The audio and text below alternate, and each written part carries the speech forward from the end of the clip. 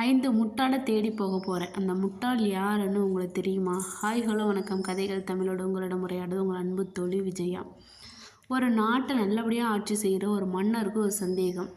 நம்ம இவ்வளோ திறமையாக இந்த நாட்டை ஆட்சி செய்கிறோம். இந்த நாட்டிலையும் முட்டாள்கள் இருக்க தானே செய்கிறாங்க. அந்த முட்டாள்களை நான் பார்க்கணும்.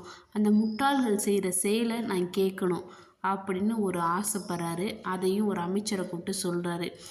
அமைச்சரும் அறிவாளியை தேடுறது ஈஸி மண்ணா, முட்டாள்களை எப்படி தேடுவது? அறிவாளின்னா ஒரு போட்டி வைக்கலாம், இல்லை ஜெயித்தவனை அறிவாளின்னு சொல்லலாம். முட்டாள்களை நான் எப்படி தேடுவேன் அப்படின்னு சொல்கிறாரு.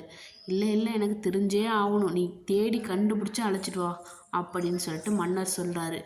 அவர் ஆணையை கேட்டு அமைச்சரும் அந்த முட்டாள்களை தேடி பயணம் போகிறாரு. நாட்கள் வாரமாயின, வாரம் மாதமாச்சு. ஒரு மாதம் கழித்து நாடு திரும்புகிறாரு. மன்னர் கேட்குறாரு, அட அமைச்சரே, உனக்கு கணக்கு தெரியாதா? நீ அழைச்சிட்டு 3 பேர் தானே வர, 5 பேரெல்லாம் நான் கேட்டேன் அப்படின்னு மன்னர் சொல்கிறாரு. இருங்க மன்னா, இந்த 3 பேரோட கதையை நான் இப்போ சொல்கிறேன், அந்த 2 பேரோட கதையை லாஸ்ட்டாக சொல்கிறேன்னு சொல்கிறாரு. சரி சொல்லு அப்படின்னு சொல்லி மன்னர் சொல்கிறாரு. இவன் தான் இந்த நாட்டிலேயே 5வது முட்டாள். இவன் என்னடானா, மாட்டு வண்டியில் போகும்போது மாடுக்கு வலிக்குமா, அதனால இவனோட துணி மூட்டியை இவன் தலைமையில் வச்சுக்கிட்டு அந்த மாட்டு வண்டியில் உட்காந்துக்கிட்டு மாட்டை ஓட்டிக்கிட்டு போகிறான். எப்படியா இருந்தாலும் அந்த மாடு தான் சுமக்க போகுதுன்னு அவனுக்கு தெரியலை. அதனால இவன் தான் 5வது முட்டாள்னு சொல்கிறான். அரசவையில் இருக்கிறவங்களாம் சிரிக்கிறாங்க. இவன் நம்ம நாட்டோட 4வது முட்டாள் மன்னா. இவன் வீட்டு கூரை மேலே பில்லு முளைஞ்சிருந்துச்சான்.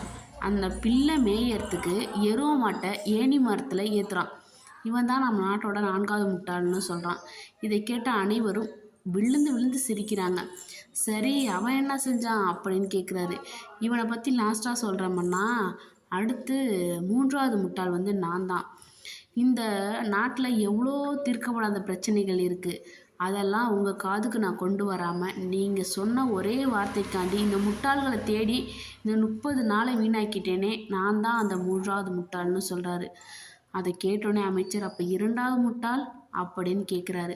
இதில் என்ன சந்தேகம்னா, நீங்கள் தான் இந்த நாட்டை எவ்வளோ சிறப்பாக ஆட்சி செய்கிறீங்க நீங்கள் சொல்கிறத விட அனைவரும் சொல்கிறாங்க. ஆனால் முட்டாள்களை தேடி தான் நம்ம பார்க்கணும் அப்படின்னு இந்த 30 நாளை வீணடிச்சிங்களே, நீங்கள் தானே 2வது முட்டாள்னு சொல்கிறாரு. மன்னருக்கு இப்போ தான் செஞ்சது எவ்வளோ பெரிய தவறுன்னு தெரியுது. தான் எல்லாரையும் வழி நடத்துகிறாங்க. தன்னோட பிள்ளைகள் மாதிரி தான் எல்லா மக்களும்.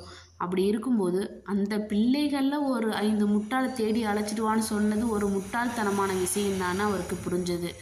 சரி, அவரை ஏன் அழைச்சிட்டு வந்த அப்படின்னு கேட்குறாரு. இவர் தான் முதல் முட்டாள். இவருக்கு நிறைய பிரச்சனைகள் இருக்குது. இவர் ஒரு வியாபாரி. இவரோட ஒவ்வொரு மணி நேரமும் இவருக்கு காசு. ஆனால் நான் எதுக்காக பயணம் மேற்கொண்டேன்னு கேட்டு என் கூடையே 20 நாள் இவர் சுற்றினார். அதனால இவர் தான் முதல் முட்டாள்னு சொல்கிறாரு. மன்னர், ஆமாம், நான் தான் முதல் முட்டாள்னு நினச்சேன். இவன் எனக்கு மேலே இருக்கிறான். நானாவது நாட்டு மக்களை கவனிச்சுக்கிட்டே முட்டாள்களை தேடினேன். இவன் தன்னோட வேலையே விட்டுட்டு உன்னோட சேர்ந்து முட்டாள்களை தேடி இருக்கான்னு சொல்லிட்டு சொல்கிறாரு.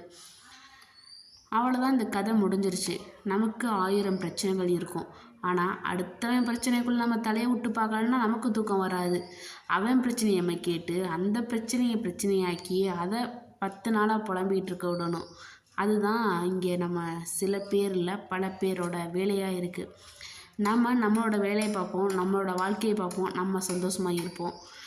இனிதே அனைவரும் நன்றாக இருப்போம். இந்த காணொளி பிடிச்சிருந்தால் லைக் பண்ணுங்கள், ஷேர் பண்ணுங்கள், சப்ஸ்கிரைப் பண்ண மறந்துடாதீங்க. மீண்டும் அடுத்த ஒரு காணொளி சந்திக்கிறேன். பாய்.